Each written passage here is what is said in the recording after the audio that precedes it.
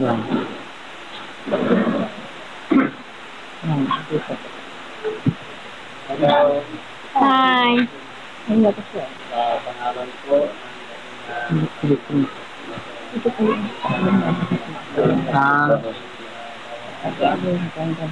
nandito po tayo sa patuloy ng gawain sa kapatid ng palapawan wala magagawa sa kanya dahil ipabaon natin yung salitanin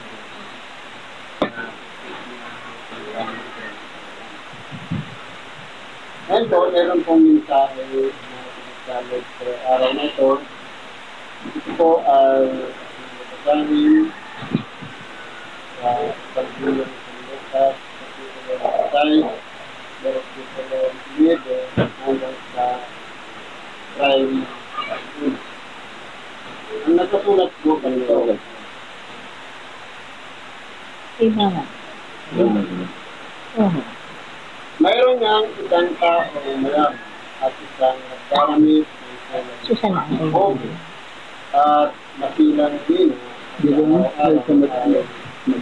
kumakain. Hindi, magkumako. At isang pulubi ng pangalay Lazaro, lipos ng mga sugat at nilalagay sa kanyang pinturan. At naghahanap ng mapakain ng mga mumo na nangahulog mula sa dulang ng mayaman. Oo, at lumapit pati ang mga aso at hinihimulan ng kanyang mga.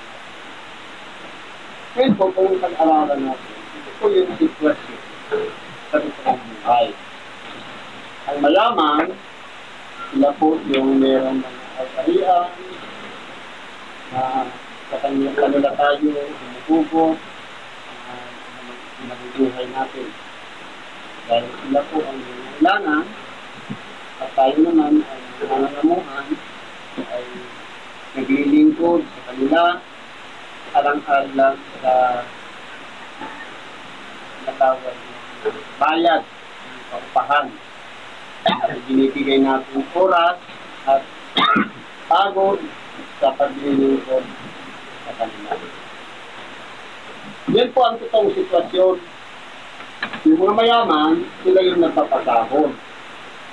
At ang mga pulubi naman ay lumalarawan kay Lazaro na lipos ng sugat. At kung titignan po natin, sa totoong buhay, tayo mga mahirap, hindi tayo mawawalan ng sugat. Yung mga sugat, yan na yung mga nakatabit sa aming buhay na walang titignan niya, lipos, kahit saan, tingnan ang gulo, palagi sa mga problema. Ngayon, ang sitwasyon, yung isang mayaman, kumakain ng sagana. Gagamit ng silang linaw, ng uli, ibig sabihin kapita-pitada ng kanyang kalagayan. Wala nga siyang kapulit. Pero, sa piling niya, meron isang pulubi na lipos ang sugat na inilalagay sa kanyang tindahan.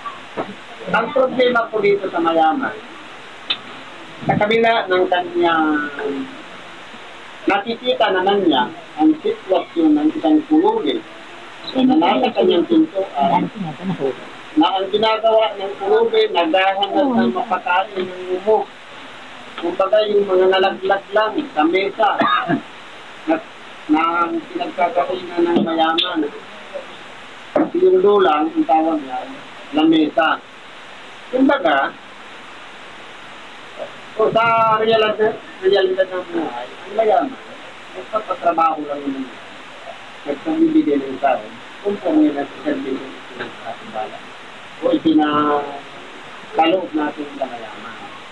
Kaya, ulitin po natin, wala dito sa ugali ng isang mayaman ang makabag sa kanyang kapwa.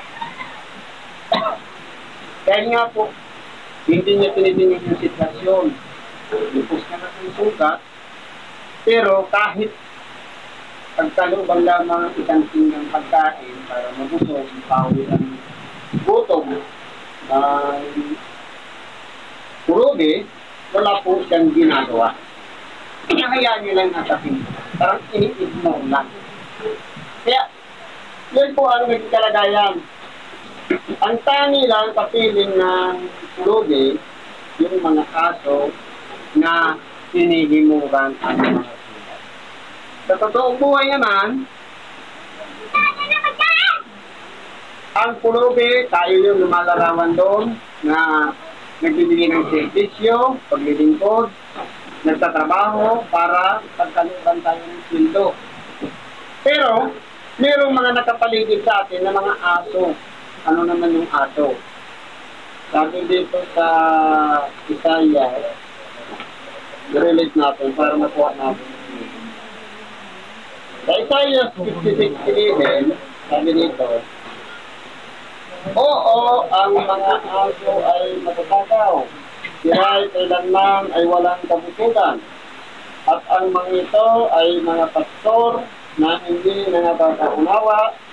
Sila ay nagsilitong lahat sa kanilang sariling daan na mula sa lahat ng lahat bawat isa sa kanyang pakinata.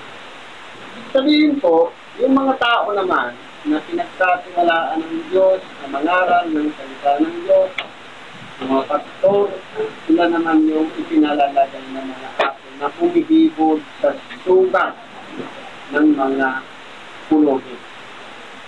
Sa ating realidad ng buhay, nangangamuhan na nga ang tao, wala na nga, kumbaga, tapat lang sa pamilya, nilang kulang sa nandiyan pa nandiyan yung mga swapang na nasa paligid na.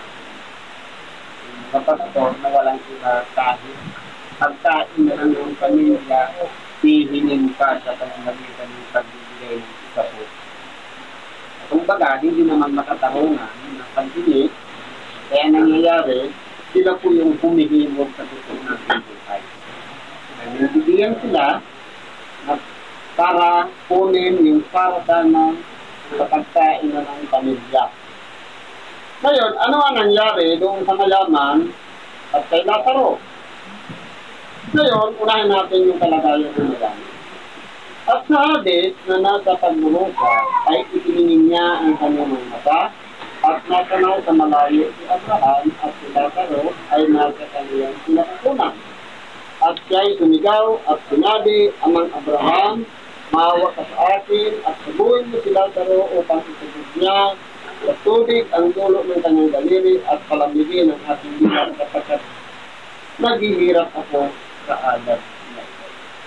Ngayon po, ang nangyari, yung namatay ang mayaman at ganoon din si Lazaro, ang naging kalagayan ng mayaman, na napunta po siya dun sa Hades.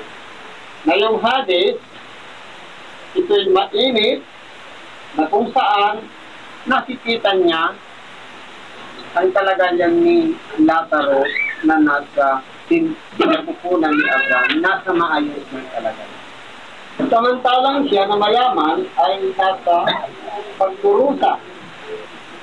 Kaya anong nangyari? Sumigaw siya, Amang Abraham, maawa ka sa akin. Ngayon, ano ang ginawa ni Amang Abraham doon sa mayaman? Ang sabi dito ni Amang Abraham, sinabi ni Abraham, anak, alalahanin mo na ikaw ay tumanggap ng iyong mabuting bagay sa iyong pamumuhay at sila na ngayon sa gayon ding paraan ay masasambay dahil tapos ngayon inaalin siya rin at ikaw ay nasa tayo. Ibig ko palang sabihin, tayo man po ay tinatawag na pulubing, kung mahirap, kung naghihikahos, kung mapagkailangan, mapalad tayo, kung tayo ay nasa kalagayan niya. Hindi katulad ng mayaman, na walang iba, kontento na sa buhay, masasarap ang pagkain, nakapagpuro ang magagandang damit, kumbaga, wala na siyang kailangan. Pero, ang pagkakaiba lang, yung pagdurusa ni Lazaro, hindi po siya nakabagtuon. Kaya, ang naging sitwasyon, pagkatapos sa mamatay, ang tao, hindi na po mababago. Yung nagdurusa ngayon, sa oras na nagbalik loob sa Diyos at nagsisi at tumanggap sa kanyang sariling pagkakamali, nagbalik loob sa Diyos, andun siya sa pinapupunan sa Abraham. Di katulad ng mayaman, hindi siya marunong mahabag. Kumbaga, ang sitwasyon, naging maayos yung sitwasyon ni Lazaro kumpara doon sa mayaman na nasa pagdurusa. Kaya mas naibig ko pala na habang nabubuhay tayo dito sa ibabaw ng sanglibutan, na nagdurusa tayo dito sa init, pagod, tuyat, kahirapan, sakripisyo, at kung ano-ano pa ba na dinadanas natin dito sa ibabaw ng lupa. Kumpara sa easy-easy lang na walang, kumbaga, okay na yung panguhay na katulad ng mayaman na inaasahan na lang ang sariling kayamanan at limot sa Diyos. Kaya nangyari, yung mayaman nandun sa pagdurusa. At sa kagandahan, magandang kalagayan yan nung nasa ibabaw ng lupa, pero in the future, patapad namatay na, nasa pagdurusa. Samantalang si Lazaro naman, nasa pagdurusa, nung nasa ibabaw pa ng lupa, nung mamatay siya, andun siya naman sa kalagayan ng nasa nakukunan ni Abraham. Na maayos na kalagayan. Pero hindi nila po natin, nagbabago po ang sitwasyon ng kalagayan ng tao pagdating po sa ang tao ay namatay. Pero hindi nila po natin dito. Sabi dito. Sabi ni Abraham, alalahanin mo na ikaw ay tumanggap ng buting bagay sa iyong pamumuhay at tinatanong ngayon, sa gayon din, masatanang bagay. Opo. Mabuting bagay ang tinanggap ng mayaman dahil, kumbaga, solve na solve siya sa lahat ng kanyang pinapalipilit. Na tinatanggap, na pagpapala niya ng nasa tabaw ng lupa. Pero si Lazaro, masasanang bagay. Na kahit sana isang pinggan pagkain, hindi siya binigyan. Kaya puro pagdurusa yung kanyang dinaanan. Kaya, sa baliktaran naman, inaalil na yung si Lazaro sa pagdurusa yung mayaman. At isa pa, bukod sa lahat ng ito, ay may isang malaking baling nakalagay sa pagitan namin at ninyo upang ang mga nag-ibig tumawid at huwag dinig hanggang sa inyo ay hindi maaari. At gayon din, walang makatuwid mula dyan hanggang sa amin. Hindi talang sabihin kung ano yung sitwasyon natin ngayon kapag nabago na matapos na tayo'y mamatay, hindi na mababago na may tiyan ka pa makabalik sa maayos na kalagayan. Kung masama ka dito sa ibabaw ng lupa, mapapabuti na dun sa langit. At kung masama o mabuti naman ang pamumuhay ko dito sa lupa, kumbaga, solve ka ng lahat, naklimot ka sa Diyos, kung nangyari naman yun, hindi naman sa lupa. Kaya, ulitin po natin, hindi sila pwedeng magpalit na dahil mayroong banging nasa pagitan ng kalagayan ni Lazaro at ganoon din ang mayaman. Ngayon, kumbaga, may maganda yung naisip itong mayaman sa natin. Sabi niya. At sinabi niya, pinanganin ko sa inyo, Ama, nasubuin mo siya sa bahay ng ating ama. Sapagkat ako'y may 5 kapatid na lalaki upang sa kanila patutuhanan niya. Baka pati sila'y mga kaparito sa dapong ito ng pagdurusa. Maganda yung apilasyon ng mayaman. At kung pwede daw, si Lazaro bumalik sa lupa, mag-andi uling tao, paalalahanan yung kanyang 5 kapatid na lalaki na para hindi na makapunta doon sa kinalalagyan ng mayaman na nasa pagdurusa. Datapot sinabi ni Abraham, nasa kanila si Moises at ang mga propeta, bayaang sila'y pakinggan nila.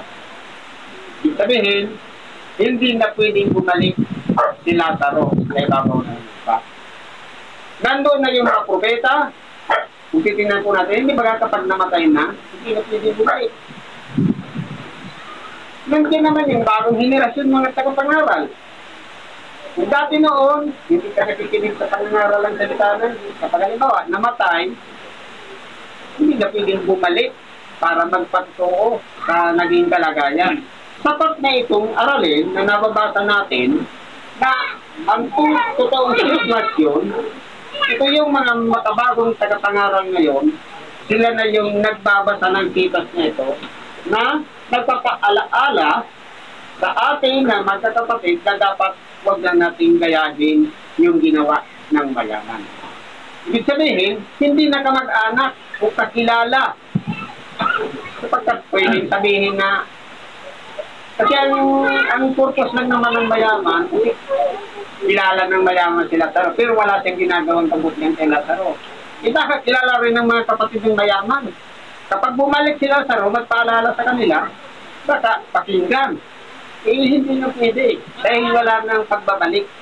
Kaya nangyari dito, sabi ni Amang Abraham, nasa kanila si Moises at ang mga propeta. Ito na yung mga nakasulatan na binabasa natin. Nandito ito naiwan sa sanlibutan. Ito yung binabasa natin. Si Moises at ang mga propeta isinulat sa atin ang Ebanghelyo para paalalahanan tayo. At tayo lang ang magbabasa nito at mga babahaginan. Hindi na yung yung namatay na, nababalik pa para yun ang mangaral. Kundi tayo na lang ang mangaral. Yun po ang ibig sabihin ni Amang Abraham. At sinabi niya, hindi Amang Abraham, datapot tong isang mula sa mga patay ay makaparoon sa kanila, sila ay mga sisisi. Nagapila ulit yung mayaman. Na kung sila sa mismo ang mangaral, baka sila ay magsisi. Dahil kumbaga, takot yung mayaman na yung kinalalagyan niya, mapunta doon yung kanyang mga kapatid. Kaya ang ginawa niya, kumari si Lazaro na mismo ang magpaalala doon sa lima niya ang kapatid. Sabi nito, ni Abraham, at sinabi niya sa kanya, kung di nila pinakikinggan si Moises at ang mga propeta ay hindi rin mahingahintay sila kahit ang isa'y magbangon sa mga patay. Kung ito ay mga kasulatan na iniwan sa atin, hindi natin binabasa at hindi natin na unawaan, kung na-i-apply sa ating pang-araw-araw na kahit ang namatay na mabuhay na mag-ulit sa mga patay, mas lalong hindi natin paniniwala. Dahil sa kalagayan, imposible na ito ang isang taong namatay na nagmatabalik pa dito sa ibabaw ng sanglibutan para magpakalaala pa. Ang mga kasultan na naiwan dito, ito na po ang magpakalaala sa bawat isa sa atin upang sa doon masunod natin kung ano ang kalooban. So, tanungin po natin ang ating sarili. Ang ating ginagawa ngayon ay ang pagpadala o pagkaon na pagkain sa ating kapatid na kung meron siyang bit-bit na ibang binayoktan ng sinapay. Well, naman connection ito sa atin. Ito po ay Ebanghelyo sa totoong sitwasyon ng nabubuhay pa sa lupa at ng mga namatay na sa lupa. Alam natin na maraming sakripisyo ginanap ng ating kapatid dahil dumaan siya sa karamdaman. Kapag hindi na makatulog, magkakunda ng uya, pagod dahil sa karamdaman. Kaya, papanatid natin ang ating kalubang, palalagay natin nasa mga ayos na kalagayan. Dahil kumbaga, maraming sakripisyo na siyang ginanap dito ng nabubuhay pa sa babaw. At para naman sa atin ng mga naiwan, pinapaalalahanan tayo na ang pinakamagandang ginawa ng ating kapatid. Yung makilala niyo na minsan, ginahangin natin siya ng Ebanghelyo, tumanggap agad siya sa kanyang sarili na kilalanin niya si Kristo bilang kanyang kalapatid. Kumbaga, hindi niya tiningnan yung buhay niya ngayon sa bago kundi in the future, siniguro niya na yung kanyang naging kung saan siya parulo. Hindi niya tiningnan na yung sitwasyon niya, na nahihirapan na siya, na kumbaga nagpatapasahan na, minsan nga na experiment isang doktor, mga, kaya kung titingnan po natin, maging paalaala na wala sa atin na habang nabubuhay pa tayo dito sa ilawan ng kanya. Minsan, ipangaral sa atin ang salita ng Diyos kahit sinong sinutubok ng Diyos para pangaralan tayo.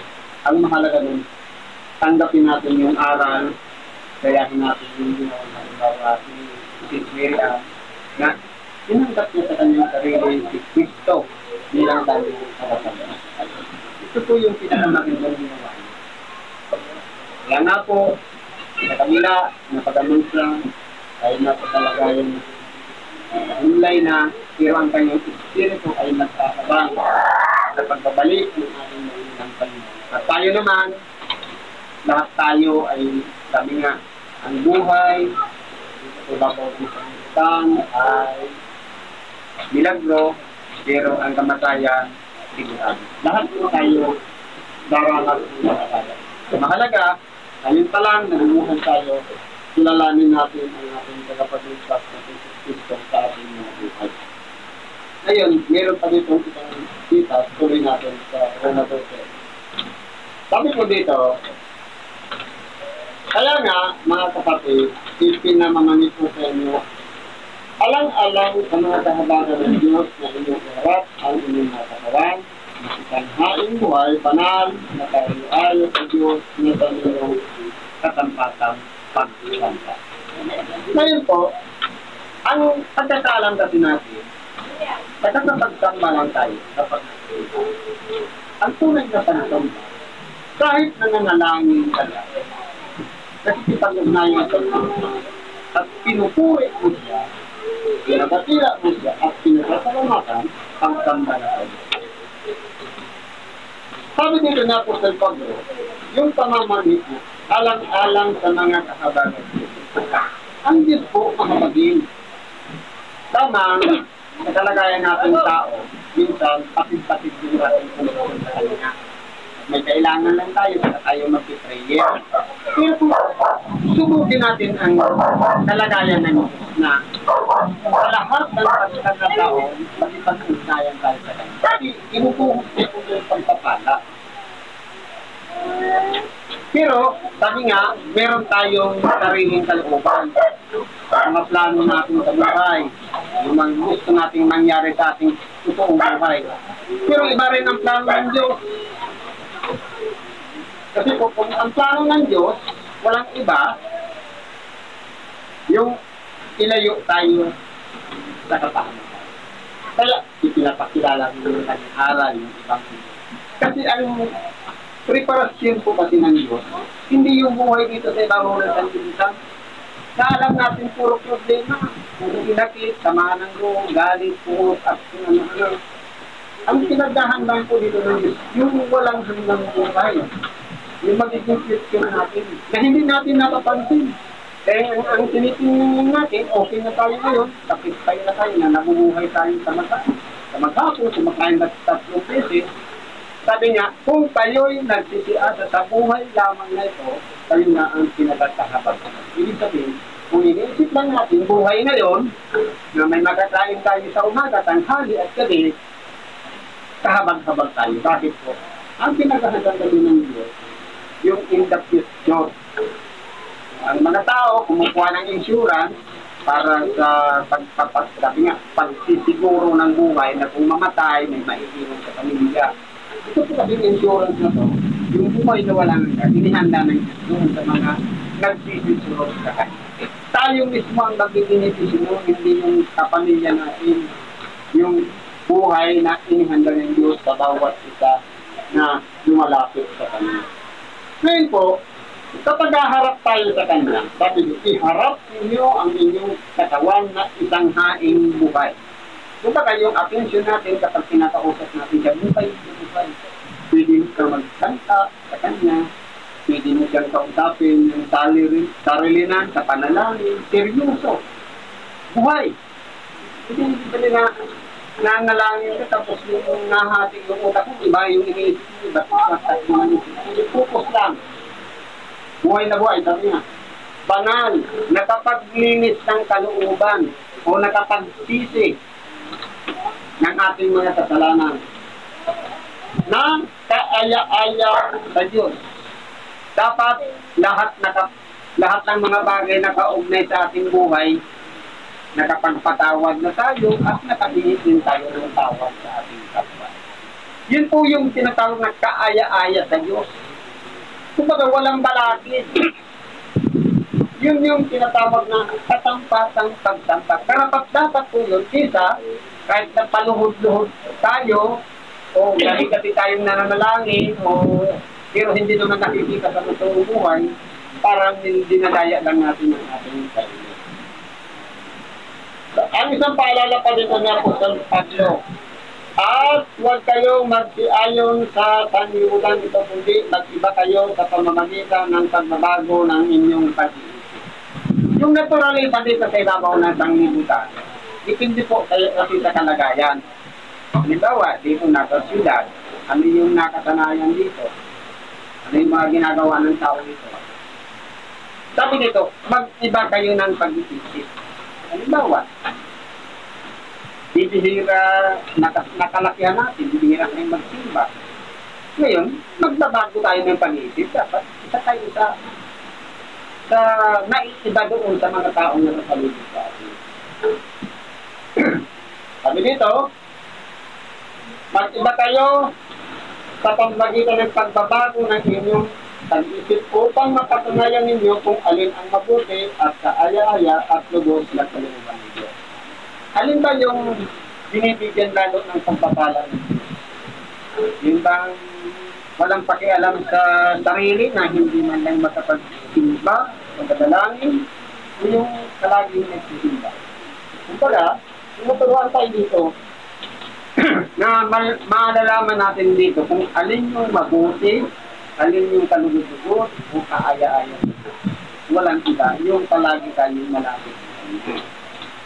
Dahil mas isip pa sa ating iniisip ang pagpapala ng ibigay. So lang, kasi ang buhay ng tao, halimbawa, sabi mo kanina, kumakayod tayo, kung ano yung oras na ginubo natin ng trabaho, overtime man yan o wala, yun lang yung binabayaran ng employer natin. Kumbaga, reward lang yung sa pagod at oras na ipinagkanood natin doon sa ating pinagtrabaho. Pero, kapag nandun ang presensya ng Diyos, ilalayo muna tayo sa karamdaman. Makakapagtrabaho tayo ng tamang kondisyon. Kung nagtrabaho na, binabayaran na yung oras, makakit naman ang ulo maghapon at wala namang natapos, yung Diyos eh. Mas maigi pa rin yung may pag-iisip ng Diyos. Ikalawa, pagpapalain niya yung pinagkakalubitan. Kasi po, ang isang tao, kapag may karamdaman, sira lahat ng budget.